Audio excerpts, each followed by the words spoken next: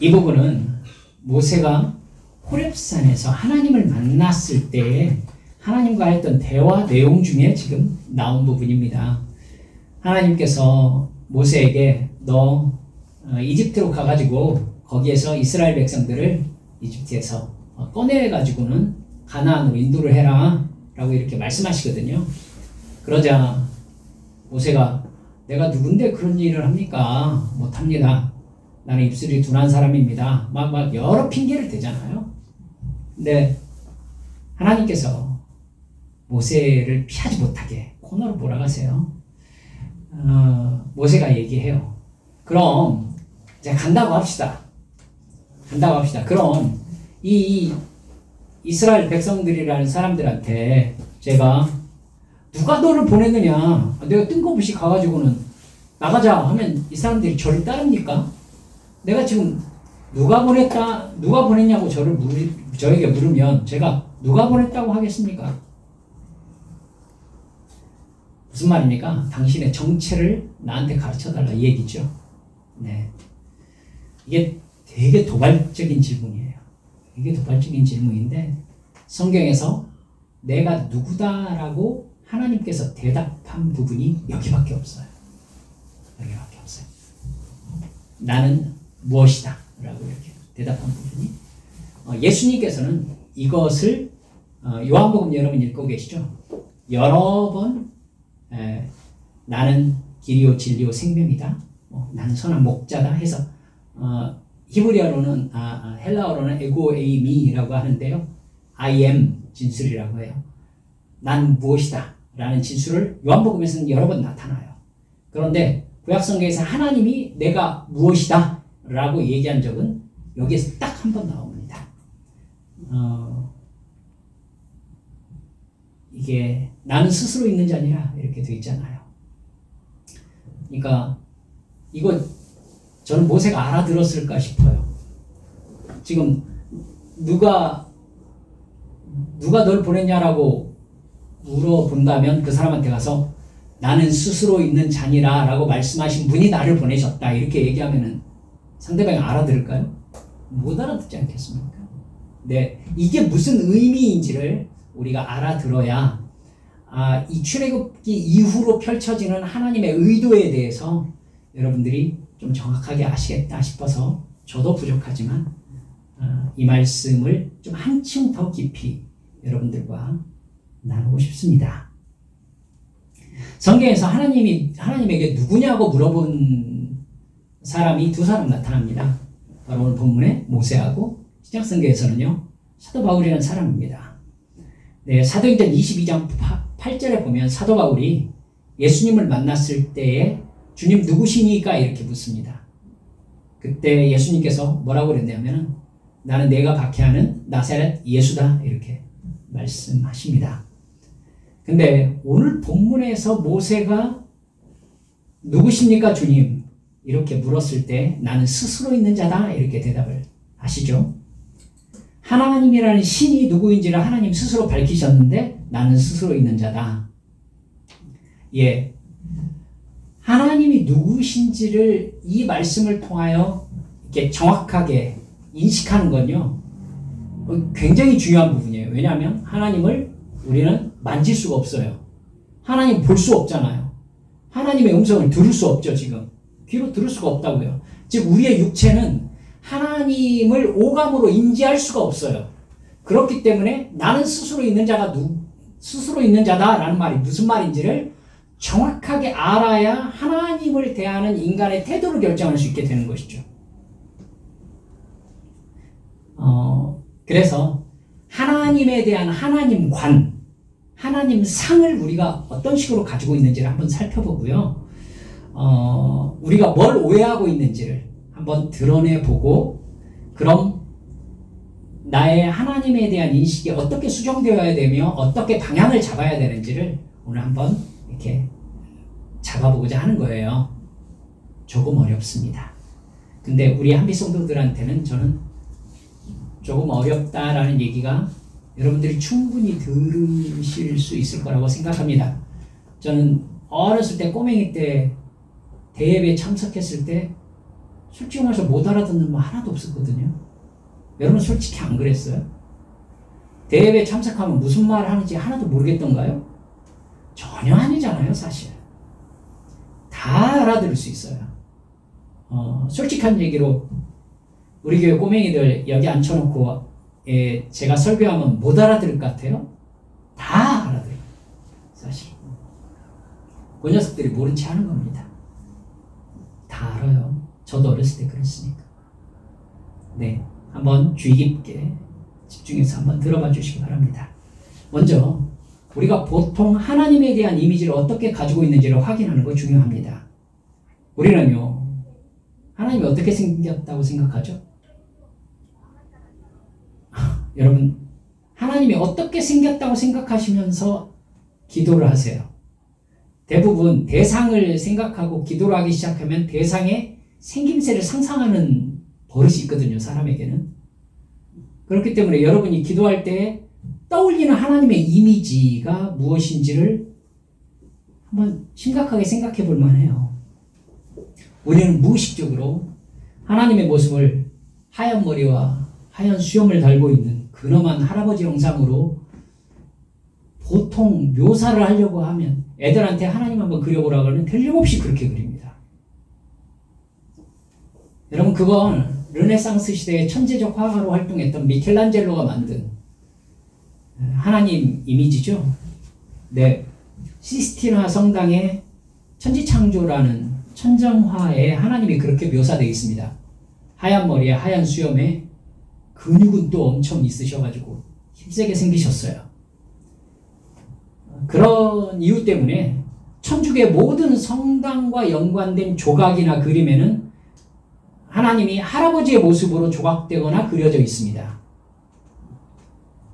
근데 여러분 분명히 아셔야 되는 게 로마 카톨릭은 기독교가 아닙니다. 세계 모든 종교는 로마 카톨릭을 기독교의 범주 안에서 보고 있습니다. 그래서 기독교, 거기에 가톨릭, 개신교, 정교회 뭐 여타의 이런 분파들이 있다라고 인식을 하고 있는데요. 그건 아니죠. 저는 그렇게 분류되고 있는 거에 대해서 대단한 위험을 느끼고 있습니다. 그리고 기독교인들이 마땅히 그렇게 느껴야 한다라고 생각하고 있고요. 가톨릭은 기독교가 아닙니다. 로마 종교죠. 로마 종교예요. 로마 가톨릭은 신화 종교의 다신교 지역이었던 그리스와 로마 지역에 바울 사도와 베드로를 필두로 복음이 전해졌지 않습니까? 그렇게 복음이 전해져서 노예를 중심으로 해가지고는 기독교가 급격히 퍼져나갑니까? 콘스탄틴 황제 시대에 기독교가 로마 종교로 공인이 됩니다. 이때는 국교가 아니죠. 국교가 아닙니다. 이때는 공인이 됐어요. 그 이전까지는 네로나 그때에는 기독교를 로마의 종교로 받아들이지 않는다라는 입장이었거든요. 그렇기 때문에 계속해서 박해를 했고요. 근데 콘스탄틴 대제 때에는 드디어 로마가 기독교를 로마의 종교 중 하나로 공인을 한 거예요. 받아들인다. 즉 그리스도 교인이 되어도 괜찮다. 박해하지 않는다. 이런 거죠. 그렇게 해가지고 로마의 종교가 됩니다. 근데 로마의 기독교 확산 속도는 너무나 빨랐어요. 그래가지고 얼마 지나지 않아서 데오도시우스 황제 때에는 기독교가 로마의 국교가 됩니다. 이때 이미 그러지 않을 수가 없었어요. 왜냐하면 로마 시민들의 90%가 기독교인이었으니까. 그러니까 뭐 국교로 선포할 수밖에 없는 상황이겠죠. 예, 그렇게 해서 로마의 국교가 되는데요. 이것은 아주 큰 빛과 그림자를 함께 가지고 있습니다. 로마의 종교가 되었다는 것은 정말 기독교가 박해 없이 전파될 수 있게 되었다라는 아주 큰 빛을 가지고 있지요. 하지만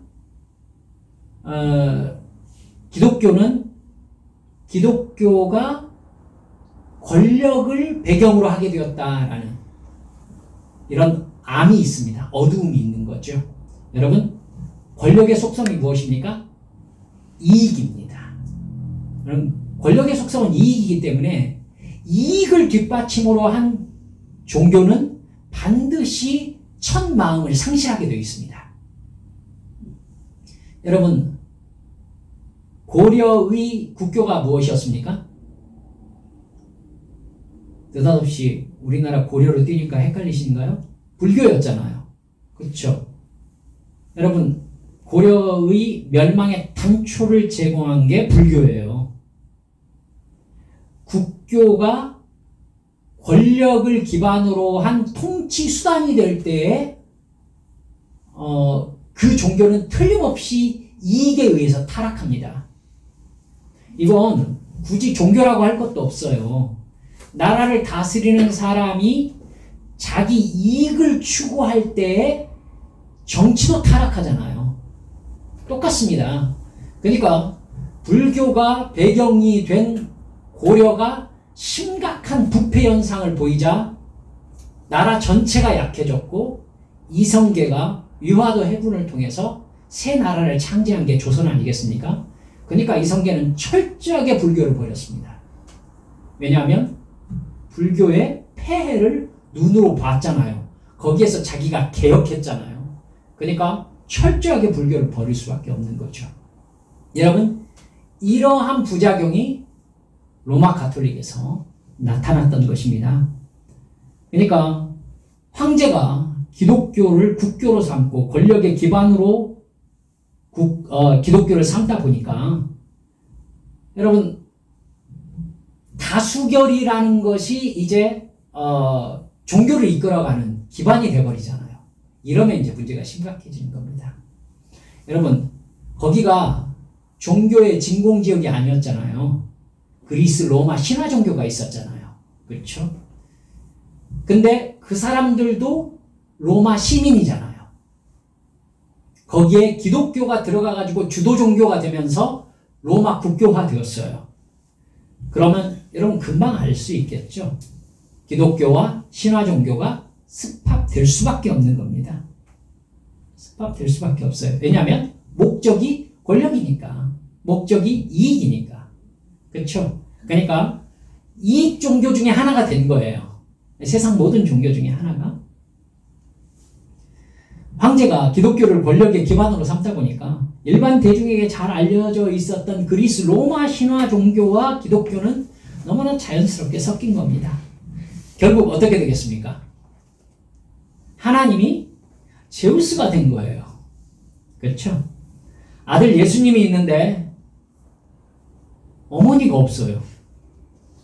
이러면 여러분, 모든 종교는 인간이 만든 것이기 때문에 인간의 생식을 따릅니다. 신도.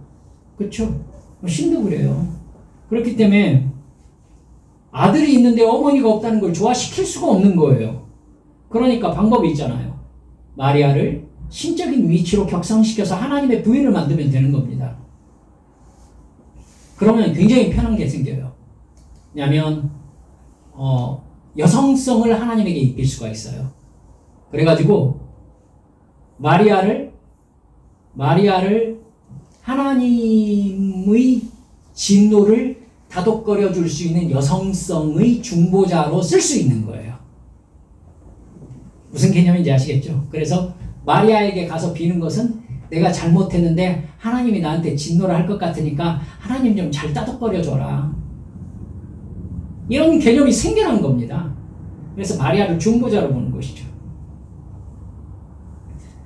어머니라는 이미지를 빌려가지고 그런 구조를 만들 수 있었던 것입니다. 그러니까 여러분 아마 로마 가톨릭의 성당 같은 데 가보셔가지고는 조각을 보시면은 틀림없이 네 인격체가 함께 나타나 있습니다. 할아버지 하나님, 아들 예수님, 어머니 마리아, 그리고 비둘기가 한 마리 날아다니는데 그게 성령님 해가지고는 네 인격으로 늘 표현됩니다.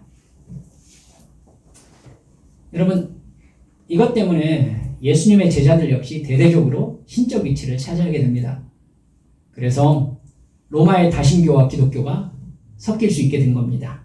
원래 그리스 로마 다신 종교는 신상과 신에 대한 그림을 만드는 종교입니다. 십계명에는 그래서는 안 된다고 말씀하시잖아요. 근데 그리스 로마 종교, 그러니까 신화 종교에는 신상과 신을 묘사하는 그림이 있습니다.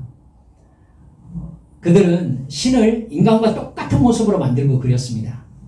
그렇게 섞인 기독교와 로마 신화 종교가 로마 가톨릭이 된 것입니다. 하나님과 예수님, 마리아와 심지어 성령님의 신상이 존재합니다. 그 신상에 대해서 숭배하는 의식도 존재합니다. 그건 로마 가톨릭은 기독교가 아니라는 종교가 얘기가 되는 것이죠. 가톨릭은 다신교인 로마 종교입니다. 그래서 성경이 말씀하신 그 기독교로 돌아가자는 운동이 르네상스 시대의 종교개혁이라는 이름으로 일어났던 것입니다. 그래서 종교개혁으로 생긴 개혁교회, 지금의 개신교는요, 로마 종교와 본질부터 전혀 다른 종교가 될 수밖에 없었습니다. 큰 집 작은 집 개념이 아니에요. 근데 그렇게 개신교는 로마 가톨릭이 세워지기 이전에 성경으로 돌아가자는 운동이었으니까, 여러분 르네상스 시대의 정신이 원전으로 돌아가자는 얘기였었잖아요. 똑같아요. 성경의 원전으로 돌아가자라는 게 종교개혁이란 말이죠. 그럼 로마 가톨릭 이전으로 돌아간 거잖아요. 그렇죠? 그럼에도 불구하고 종교적 요소를 가톨릭에서 많이 차용해서 썼어요. 지금까지 1500년 정도 썼으니까. 그래서 하나님의 이미지가 그런 식으로 자리 잡힌 겁니다. 지금 하나님을 상징하게 된 하나님 이미지는요, 덩치 좋은 서양 중년 이미지죠. 네.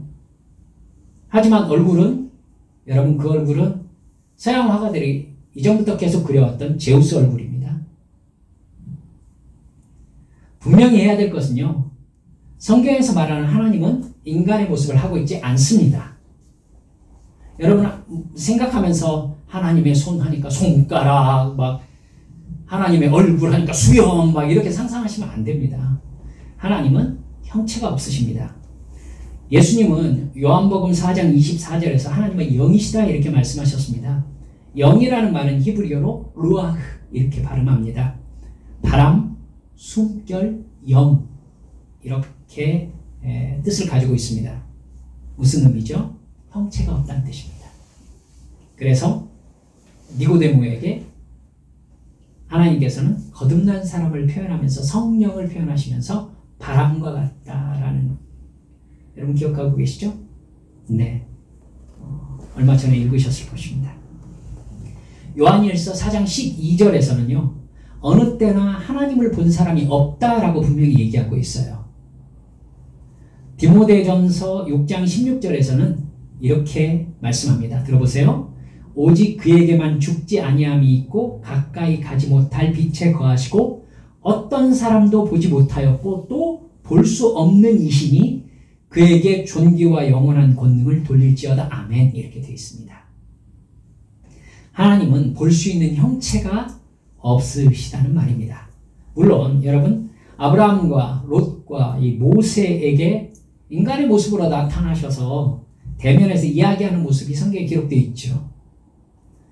근데 그것이 하나님 본래의 모습이 아닌 거죠. 네. 오늘 본문에서 모세는 하나님이 어떤 모습으로 나타난 것을 보고 있죠? 떨기나무 불꽃 가운데에서 지금 음성이 들리고 있잖아요. 이 하나님의 모습을 떨기나무 불꽃으로 지금 경험하고 있는 겁니다. 여러분, 그 모습이 하나님인가요? 아니잖아요. 그렇죠? 네. 하나님이 자신을 나타내는 어떤 모습 중에 하나인 거예요. 네. 사람의 모습도 똑같습니다. 하나님은 사람의 모습을 취하실 수 있어요. 하지만 그게 하나님의 모습의 본연의 모습은 아닌 거죠. 여러분, 하나님이 자신을 나타내는 어떤 모습을 무엇이든 취할 수 있으시기 때문에 하나님은 모든 형체의 근본이 되실 수 있는 겁니다. 여러분, 그렇기 때문에 하나님은요, 하나님의 이름을 묻는 사람들에게 보통은 이름을 밝히지 않으셨습니다. 여러분 읽으셨지만 사람은 어떤 무언가의 이름을 딱 들을 때 그 이름과 연관된 형체를 떠올리게 돼 있거든요. 근데 여러분 창세기 32장 29절에서 야곱이 야복 강가에서 하나님 보고 씨름하지 않습니까? 물론 천사라고 나중에 언급이 됩니다만은 하나님을 만났다 브니엘이라는 이름을 하고 있는 거 보니까 틀림없이 하나님입니다. 하나님과 야곱이 씨름한 후에 하나님의 축복을 받은 다음에 야곱이 뭐라고 하죠? 당신의 이름이 무엇입니까? 이렇게 물어요. 그때 하나님 뭐라고 합니까? 어찌하여 내 이름을 묻느냐라고 하면서 자기 이름을 밝히지 않으십니다. 모세에게도요. 오늘 본문 3장 6절에 보면은 이렇게 말씀하십니다. 나는 내 조상의 하나님이니 아브라함의 하나님, 이삭의 하나님, 야곱의 하나님이니라 이렇게만 말씀하세요.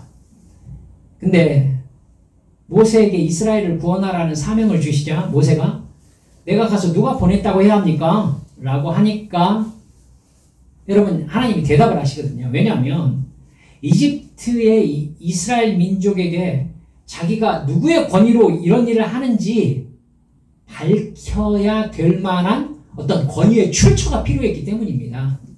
뿐만 아니라 이집트에는 신이 되게 많습니다. 근데 신마다 다 이름이 있죠. 그러니까 하나님이라는 여호와 하나님이 나를 보냈다 라고 얘기할 때에 아니 도대체 그 신의 이름이 무엇이냐 라고 얘기했을 때에 아마 모세가 그 이름을 대답해야 될 것이다 라는 생각을 했을지도 모릅니다. 여러분 모세의 질문에 대해서 하나님께서 이렇게 대답합니다. 여러분 이거 외우셨으면 좋겠어요. 에흐예 아세르 에흐예 히브리어입니다. 아람어라고도 하죠. 한번 따라서 해볼까요? 앞뒤가 똑같고 가운데 단어만 다릅니다. 에흐예 아세르 에흐예 시작. 에흐예 아세르 에흐예 한 번 더 시작. 에흐예 아세르 에흐예. 예. 영어로 이걸 번역하면은 I am who I am입니다. 그렇습니다. 우리 성경은요, 나는 스스로 있는 자니라 이렇게 해석했습니다. 새 번역은 직접적으로 해석했어요. 나는 곧 나다. 이렇게 해석했고요. 아마 이렇게 해석하는 게 제일 맞을 겁니다. 나는 있는 자다. 나는 존재다. 나는 존재다. 이게 아마 가장 정확한 해석일 것입니다. 여러분, 하나님을 여호와 야훼라고 발음하는 것도요. 본문에 에흐예 아세르 에흐예에서 나온 말로 신학자들은 보고 있습니다. 야훼라는 말의 뜻은 이렇게 되는 것이죠. 그는 있다. 그는 존재한다. 이런 의미입니다. 나는 있는 자다. 나는 존재다. 이게 무슨 뜻이죠? 여기에서 신학자들은요. 하나님의 중요한 속성이 나타나 있다. 이렇게 말합니다. 여러분, 누군가 나에게 당신 누구입니까? 라고 여러분 중에 저한테 물으면 제가 나는 한국 사람입니다. 이렇게 말하면 그게 나를 밝힌 게 됩니까? 안 됩니까? 안 되죠. 왜냐하면 상대방도 한국 사람이니까. 그렇죠? 즉 당신이 누구입니까? 라는 거에서 내가 누구다라고 말한 그 부분은요. 어떤 의미냐면 다른 모든 것과 구별되는 그 어떤 것을 밝힌 것이 되는 것이죠. 그러니까 여러분 제가 말을 어렵게 합니까? 보세요. 나는 누구다 라고 얘기할 때 그걸 듣는 사람은 자기와 구분되는 점을 인식하겠죠. 그렇죠? 그러니까 내가 누구다 라고 대답하는 건 상대방은 누구가 아니다 라는 게 감춰져 있다고 봐도 되는 거죠. 내가 누구입니다. 즉 이를테면 외국에 나가가지고 당신은 누구입니까? 라고 나는 한국 사람입니다. 거기에서는 말이 돼요. 왜죠? 그 말을 듣는 다른 사람들이 한국 사람이 아니니까. 근데 내가 여기에서 한국 사람에게 나는 한국 사람입니다 하는 말이 안 돼요. 다 한국 사람이니까. 즉 내가 누구다를 밝힌다라는 것은 상대방은 그게 아니다라는 의미가 포함되어 있는 거죠. 그런 중요한 특징이 드러나게 됩니다. 하나님께서 나는 존재다 라고 밝히셨으면 그 말을 듣는 대상은 뭐가 아니어야 합니까? 존재가 아니어야 되는 것이죠. 여러분, 하나님은 존재 자체시고 하나님이 존재하게 하신 존재자가 인간인 거예요. 그래서 제가 이걸 나눠서 말씀드렸습니다. 하나님이 존재시고 우리는 존재물이다. 존재자다. 네. 하나님은 그러니까 하나님이 존재시다라는 말의 이 특징을요. 사도 바울이 굉장히 정확하게 표현해 놓은 곳이 있습니다. 어디냐면요. 로마서 11장 36절입니다. 로마서 11장 36절에 사도 바울이 이렇게 얘기해요. 만물이 주에게서 나오고 주로 말미암아 존재하고 주에게로 돌아간다. 그러니까 분명하게 사도 바울이 인식하고 있는 거죠. 하나님이 존재시고 우리는 존재물이다. 존재자다. 라는 거. 여러분, 하나님이 이 세상에 보이는 모든 것을 존재하게 하셨습니다. 그렇기 때문에 하나님은 어떤 존재물의 모습으로도 당신의 모습을 드러낼 수 있는 것이죠. 따라서 바꾸어 말하면 하나님 자신의 존재의 모습은 있을 수가 없게 되는 겁니다. 이해가 가셨습니까? 그러니까 모든 존재를 있게 하신 분이시기 때문에 하나님은 일정한 형체를 가지신 모습이 될 수가 없는 거예요. 형체 안에 갇힐 수가 없으니까. 네. 하나님은 자신이 만드신 어떤 존재물로부터도 제한을 받지 않으신다는 의미입니다.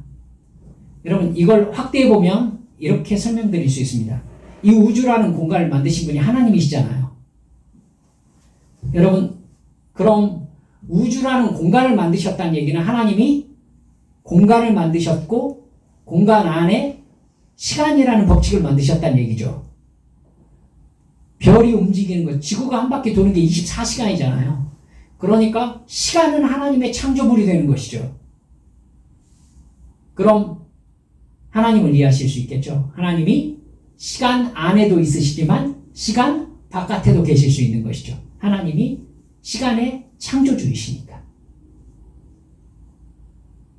하나님은 시간과 공간의 제약도 받지 않으신다는 뜻입니다. 하나님은 시간과 공간 안에 계실 수도 있고 시간과 공간 밖에도 계실 수 있습니다. 이걸 무소부재하시다라고 우리는 배워서 알고 있습니다. 하나님이 계시지 않은 곳이 없다는 것이죠. 그렇기 때문에요. 여러분, 하나님의 특징을 이렇게 얘기해 보면은 어떨까요? 무한자. 인간은 유한한 존재잖아요. 그렇기 때문에요. 죄로 타락해가지고 더구나 유한한 존재였는데 죄로 타락해서 하나님의 본성, 하나님께서 주신 하나님의 형상을 잃어버리고 왜곡되어진 인간의 모습으로는요. 하나님을 감지하거나 인식하는 게 불가능한 것입니다. 유한한 존재자가 무한한 존재의 본질과 근원을 이해하거나 인식할 수 없는 게 당연하죠. 그렇기 때문에 하나님과 타락한 인간 사이에는 서로를, 즉 이 인간이 하나님을 인지하기 위해서는 계시라는 게 필요했던 겁니다. 계시. 하나님이 자기 자신을 인간 수준으로 낮추어서 자기 자신을 인간이 인식할 수 있게끔 드러내신 것. 이게 계시예요. 그래서 계시를 영어로는 뭐라고 표현하느냐면요. unveiling이라고 해요. unveiling. 무슨 말인지 아시죠? 베일을 걷는다라는 의미예요. 안 보이던 베일이 걷어지는 것. 하나님이 베일을 거두어서 영의 세계를, 하나님의 존재를 우리에게 우리가 인식할 수 있게끔 계시한 것. 성경 말씀입니다. 하나님이 그렇게 계시하시는 것을 보면요. 필요와 목적에 따라서 인간의 모습으로도 계시할 때도 있었고 혹은 오늘 본문처럼 불꽃의 모습으로 나타나기도 했고 인간의 모습을 하고 있는 천사도 보내주셨어요. 그리고 하나님께서 말씀을 주신 선지자들에 의해서 말씀을 기록하기도 하셨어요. 그 하나님의 사랑을 인간이 볼 수 있게 드러내신 분이, 확실하게 드러내신 분이 예수 그리스도입니다. 그래서 하나님을 예수님을 하나님의 형상이라고 얘기하는 거예요. 예수 그리스도께서 십자가 대속의 죽음으로 구원 사역을 마치신 후에는 성령께서 보이지 않는 분으로 하나님이 선택하신 사람들에게 내려오십니다. 예수 그리스도의 구속을 믿게 해주시려고요. 그렇게 인간이 인식할 수 있는 하나님의 계시가 없으면 인간은 절대로 영의 세계를 인식할 수 없습니다. 여러분, 성령께서 우리 안에 오셔서 하나님이 누구다, 하나님이 어떤 분이다라는 인식, 언베일링을 해주지 않으시면요, 우리는 하나님에 대한 개념 자체가 생기지 않습니다. 인식 자체가 생기지 않아요. 여러분, 누군가에게 하나님 말씀을 전해보면 그 사람이 도대체 무슨 말인지 전혀 못 알아듣는 것이요, 그 사람에게는 제로이기 때문에 그래요. 뭔가 개념 자체가 있어야, 받아들일 수 있는 어떤 틀이 있어야 받아들일 거 아니겠습니까? 근데 그거 틀 자체가 없으면은 그게 뭔 말인지 조차도 모르는 거죠. 똑같습니다. 얼음이라는 걸 평생 한 번도 본 적이 없는 사람에게 얼음을 설명해주면 이 사람이 뭔 말인지 알아들을까요? 전혀 못 알아들을 거예요. 개념 자체가 형성이 안 돼 있으니까. 제가 설명을 제대로 하고 있는지 모르겠습니다. 여러분, 이렇게 성령께서 우리에게 개념이 생기게 하셔서 하나님의 계시를 밝히 깨닫게 해주시지 않으면은 하나님이라는 신, 십자가 대속의 죽음과 부활, 천국의 영생, 천사와 사탄, 지옥이라는 개념 자체가 인간이 인식할 수 없는 영적인 지식이 되는 겁니다. 이걸 우리가 인식하고 있다는 것은 내 안에 성령이 와 계시다는 증거인 거고요. 성령이 나의 영을 살리셔서 내가 영적으로 살아났을 때만 이 모든 실체가 실제로 존재한다는 것이 인식되는 겁니다. 이렇게 성령께서 나의 영을 살리셔서 영적인 인식을 가지게 되고 하나님과 영생과 구원을 인식하게 되는 사건이 바로 거듭나는 사건이에요. 구원받는 사건이에요. 신앙과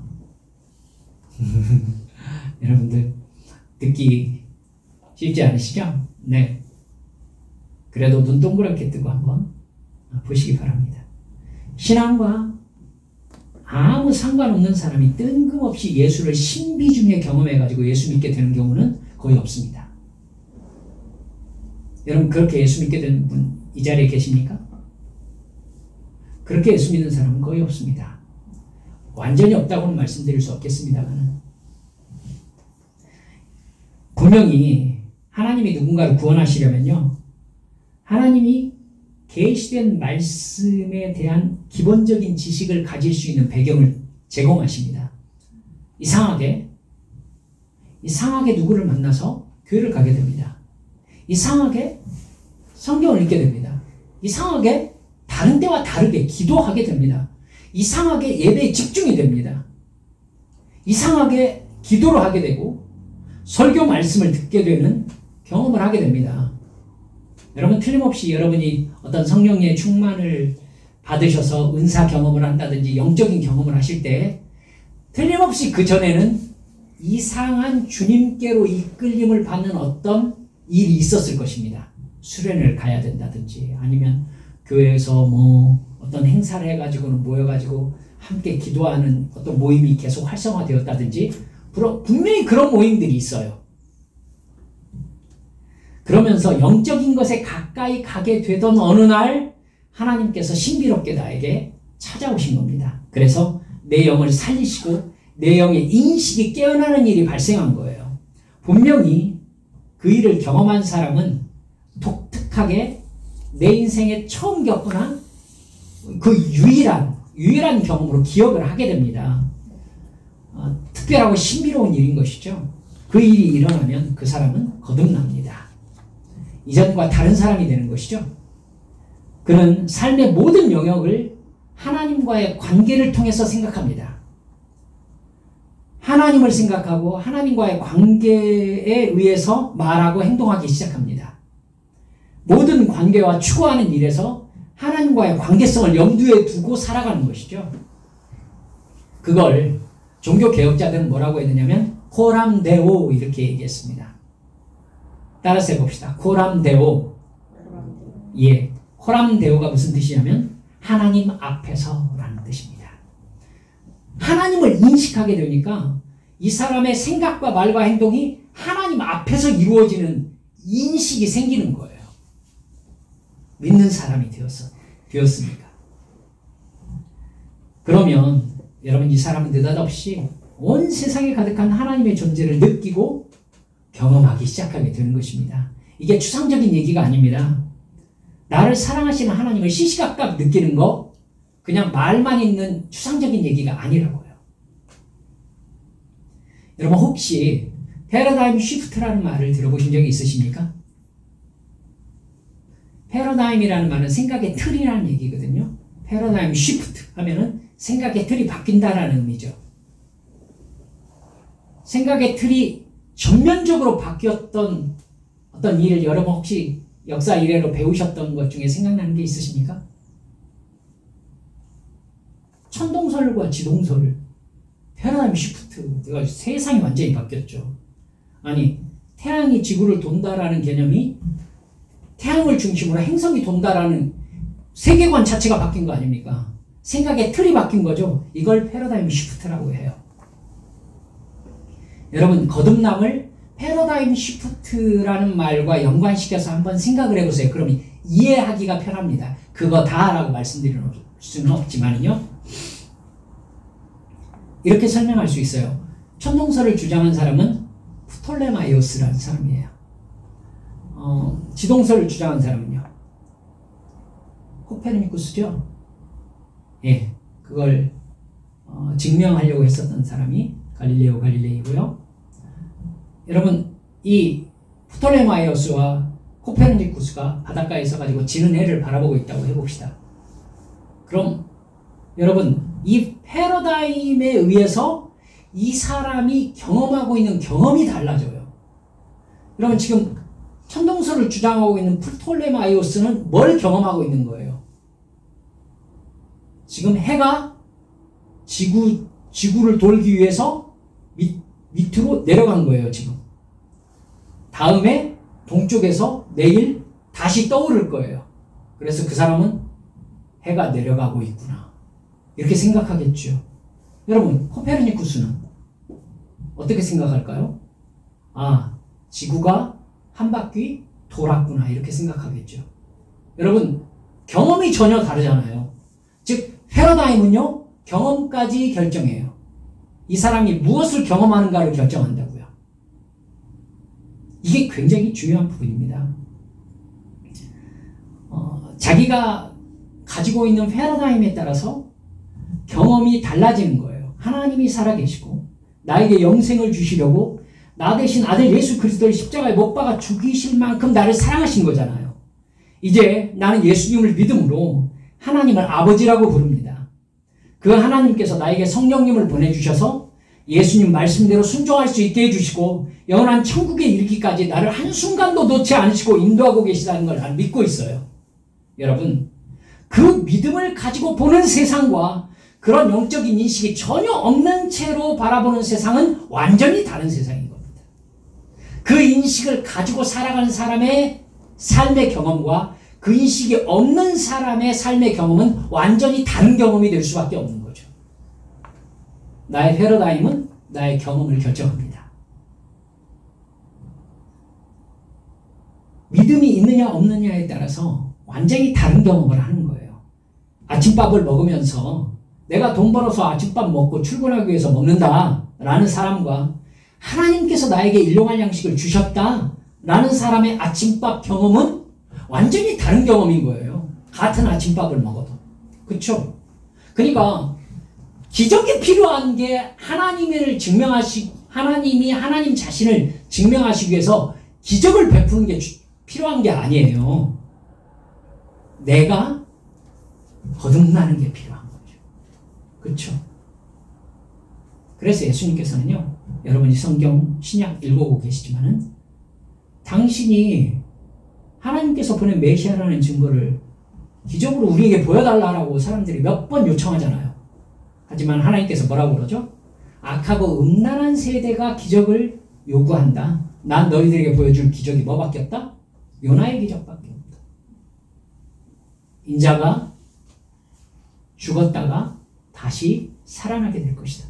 여러분, 그 얘기는 무슨 얘기냐면요, 주님 예수 그리스도를 믿고 마음의 구주로 모셔드리고 내 삶의 구주로 모셔드리고 성령 충만한 사람은요, 그 사람의 삶에서 순간순간 하나님을 경험하게 될 것이라는 말이죠. 그 사람에게는 모든 순간이 하나님 경험의 순간이 된다는 뜻입니다. 그러니까 하나님이 나에게 뭔가를 해주는 게 중요한 게 아니라 내가 옛사람이 죽고 새 사람으로 거듭나는 게 중요하다는 얘기죠. 패러다임이 다르면 경험이 달라집니다. 여러분, 제가 거듭남을 설명하기 위해서 여러분들께 이렇게 차용해 와가지고 설명을 드린 것입니다. 사랑하는 여러분들, 하나님을 경험하고 싶습니까? 여러분의 삶 속에서 하나님이 아니면 내가 이 생각을 해낼 수 없다라고 느껴지는 것들에 대해서 성령님의 감동을 받으세요. 무슨 말이냐면, 내가 어느 날 갑자기 아침밥을 먹는데 주님께서 나와 함께 계시는 은혜가 정말 감사해. 감사해. 여러분, 그거 인간은 절대로 그 생각을 못 해냅니다. 인간의 죄성으로는 그걸 생각을 못 해내요. 그런데 성령께서 우리 안에 계시기 때문에 갑자기 성령께서 나를, 제가 외람되지만 사용했던 말, 성령께서 갑자기 내 영혼을 습격하십니다. 그러셔서, 얘야, 너의 오늘 하루를 내가 너와 함께 동행했다. 그것이 내 안에 확 느껴지는 순간, 아, 오늘 하루 하나님께서 나를 지켜주신 기적 속에 나는 살았구나. 여러분, 이것이 하나님께서 나와 함께 계신 증거인 것이죠. 여러분, 이게 우리의 하나님과 나와의 비밀인 것입니다. 말씀을 마무리해 갑니다. 우리는 하나님을 인식하는 성령 충만의 경험을 했습니까? 즉, 거듭났습니까? 우리의 패러다임이 시프트 되었습니까? 거듭났냐고 여쭙고 있는 것입니다. 하나님이 존재시고 나는 하나님으로부터 말미암은 존재물인 것을 진정으로 알고 있습니까? 그래서 내 삶에서 모든 생각과 말과 행동이 하나님과의 관계성 속에서 이루어지고 있는 진정한 회심을 경험했습니까? 진정으로 회개하고 회심해서 성령 충만한 사람은 삶의 모든 순간에서 하나님의 임재와 사랑을 경험하게 되어 있음을 잊지 마시기 바랍니다. 이게 거듭남이에요. 여러분, 이 사실을 주님께서 가르쳐주고 싶으셔서 여러분, 광야에서 이스라엘 백성들을 훈련시키셨던 것입니다. 여러분, 지금 하나님께서 모세에게 하나님 자신을 이런 하나님으로 드러내고 싶으셔서 나는 스스로 있는 자니라. 여러분, 그 하나님의 대답 앞에 나는 누구라고 드러나야 되겠습니까? 당신에 의해서 나는 존재하고 있습니다. 라는 고백이 드러나야 되는 것입니다. 그 관계 속에서 율법이 주어질 때 그 율법은 여러분, 하나님의 뜻이 되어서 내 안에 실천되어질 수 있게 되는 것이죠. 그리고 그 율법대로 다 살지 못하는 인간의 죄성을 깨달았을 때 하나님의 용서의 은혜에 부르짖을 수 있는 것이고, 용서받을 수 있는 것이고, 주님과의 사랑의 관계의 십자가를 나의 능력으로 받아들일 수 있게 되는 것입니다. 여러분, 바로 그러한 거듭남, 패러다임 시프트 된, 즉 이 세상에 살지만 이 세상 사람이 아니라 천국 시민으로 살아가는 자기 정체성이 분명한 사람에게 예수 그리스도께서 뭐라고 하셨습니까? 그 배에서 생수의 강이 흘러나리라. 이렇게 축복해 주셨던 것입니다. 여러분, 그 생수의 강, 주님께서 주신 하늘의 평강이 돈으로부터 말미암는다고요? 그게 아니라 바로 나는 하나님의 사랑받는 자녀다. 예수 그리스도를 믿음으로 말미암아 나는 천국 시민이 되었다라는 자기 정체성에서 말미암는다는 것입니다. 그걸 분명하게 믿었던 로마 시대의 성도들은 죽음을 전혀 두려워하지 않았습니다. 우리 함께 기도합시다.